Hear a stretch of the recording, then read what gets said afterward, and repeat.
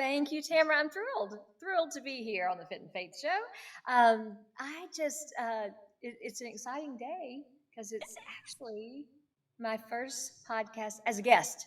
I don't believe it. I really I can't understand it saved it because you for are you. literally, you grace stages all over the world. You have been for a long time. You have your own podcast and have some incredible guests on it. You guys got to check out Hey Genius Show, the podcast with Genie Snyder. And I am honored. I'll just put it that way because I know that it was birthed alongside me. And so it makes That's total sense right. that this would be the first show.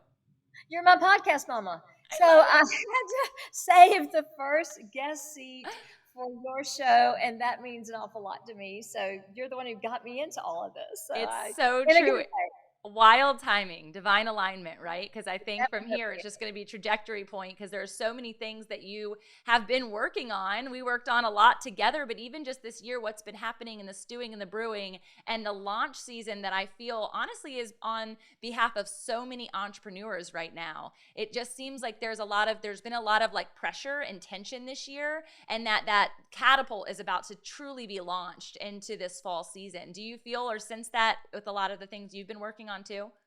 I do, and it feels like everything's going to intersect at the same time. Yeah. And I'm not sure that's how I would have planned it, but it's not always my plan. I think that it seems like, oh, this happens and this happens and this happens. And as we know, we don't plan our steps. No, we So don't. I'm afraid not afraid, I'm excited. There you There's go. about to be an explosion of several things at one time that may look like they've been stewing and brewing for a while, like you said, but the Right. launch happened more like fireworks instead of One at a a time. yes.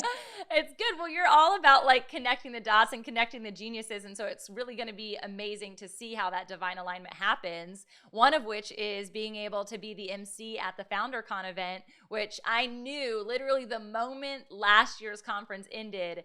The only thing we knew about FounderCon 2023 was that Genie Snyder would be the MC. That was literally the only thing we knew. Oh, That that was is it. really humbling and a little overwhelming. So, Just a little bit of um, pressure. but I am very excited Yeah. to serve in that role. And having watched your conferences through the years and your other work, Yeah. it helps to know so much about your work, your ministry, your company, and all of that to be able to hopefully not embarrass you on stage. I don't mind being embarrassed. We're all imperfect, and That's a you good can thing. you can air all the stuff that you know. I am totally vulnerable in that regard. But I want to talk about you right now because this show is intended to help people truly understand who you are and the journey that it's taken to get here. I think when people think about fit and faith or entrepreneurship or like we were talking about this launch season, sometimes it can feel like it was not a lot of effort and that you just are super special or that like you're anointed in a way that we could never possibly be anointed. That Genie is a genius, but only Genie is a genius and nobody else is a genius. You guys, I hope you're catching how we say genius over here is a little different than the average Joe because it's Genie who is the genius. And so let's talk about the time or season where maybe you wouldn't have tagged yourself as such and how that has evolved confidently through the years. That's interesting. Well, the name Genie I was born with, so that helps. That's seared. And That's seared. but I always, it's interesting because I talked about magic and things coming together and seeing the genius in others long before I actually branded that way. So Mm. our corporate entity is Snyder Remarks because I'm Snyder and I remark. But the Genius brand evolved first from my team. I named the team Genius Team. I felt okay with that. But in fact, what you, Tamara, and your team helped me do a lot was brand what I'm doing now as an individual, though we know nothing's as an individual, right? We've got all our teams around us, but doing the Genius brand Yeah. and really creating that and also learning to embrace that and stand in it. I'm very good at talking about the genius of others.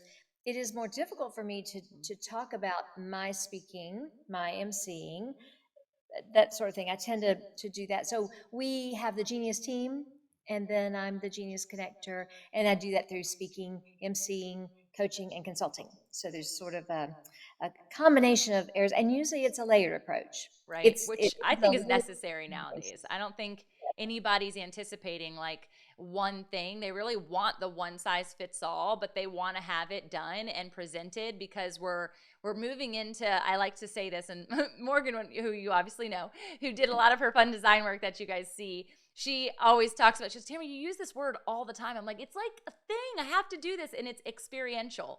Like, I Mhm. just love something to be fully immersive. And anytime that I ever get to interact with you, it could be at a 5 a.m. Bible study, which we've done, or it could be as audience members inside of an event, or it could be on stage at an event. It doesn't matter where I interact with you, there is an experience alongside it. And I think that's what the people who continually come back to you, because you have clients that have been with you for over and over and over again, and you know the power of evolution. As you evolve, they'll evolve with you if you stay in integrity, and that experience, I think, is connected to your integrity.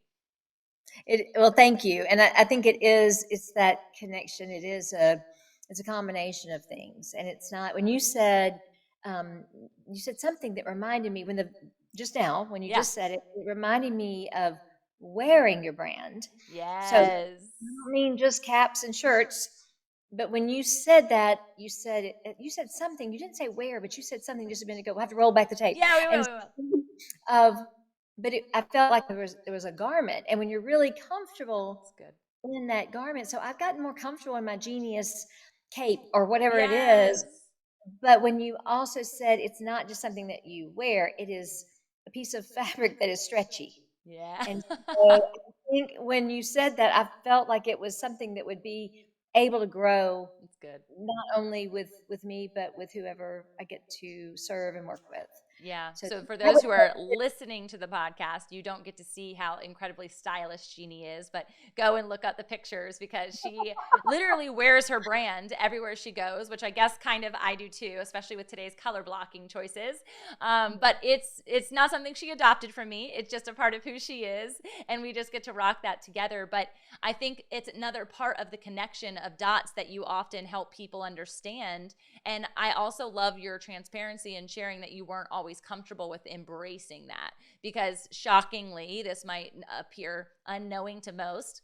I felt that same way. And specifically after coming to know God and understand my calling and truly walk in my purpose, I really always wanted to like cover myself. I always wanted to be like behind, even to the point of for a long period of time having a hard time looking people in the eye, which is so weird. But I was going through like this interpersonal, internal transformation. And it wasn't until I started this podcast and launched into like a community group with other women that they started calling out those geniuses.